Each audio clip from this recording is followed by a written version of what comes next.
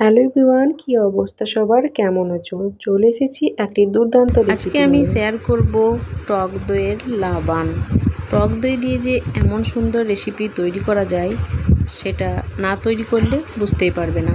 তো চলো দেখে নিই আমি কিভাবে এই টক দইয়ের লাবানটা তৈরি করছি খুব সহজেই অল্প উপকরণ দিয়ে। তো প্রথমে আমি এখানে একটা মিক্সার গ্রাইন্ডার নিয়ে নিয়েছি, ওর মধ্যে দিয়ে দিয়েছি টক দই। আমি পরিমাণ মতো টক দই নিয়েছি, কারণ আমি 2 গ্লাস তৈরি করব লাবান, তার জন্য আমার এতটা টক দই হয়ে যাবে। তার মধ্যে দিয়েছিলাম লবণ, বিট লবণ, আর আমি এটাতে কোনো চিনি ছাড়াই তৈরি করব।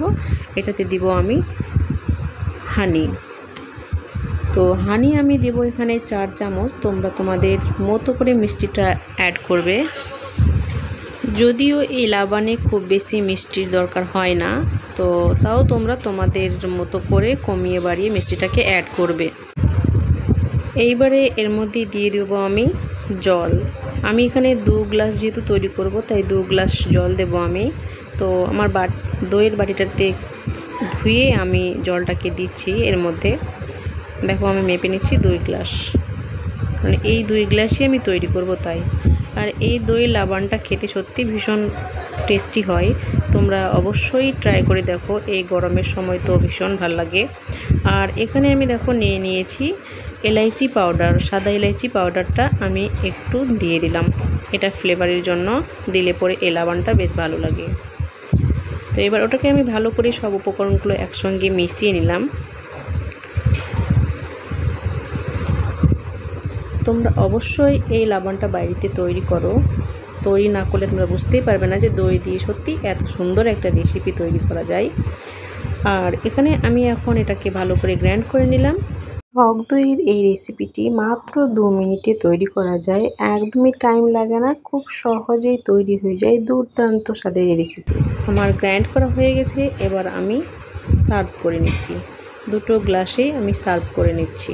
দেখেই নিশ্চয়ই বুঝতে পেরেছো যে এত কম সময়ের মধ্যে এত সুন্দর একটা রেসিপি যে বাড়িতেই তৈরি করা যায়, না খেলে তোমরা বুঝতেই পারবে না। বাই দ্য ওয়ে, এই গরমের মধ্যে যদি কোনো রিলেটিভ তোমার বাড়িতে আসে আর এই রেসিপিটা যদি তুমি তৈরি করে দাও, তো একেবারে মন প্রাণ তৃপ্তি হয়ে যাবে এইটা খেয়ে, আর প্রশংসায় তোমার পঞ্চমুখ হয়ে যাবে।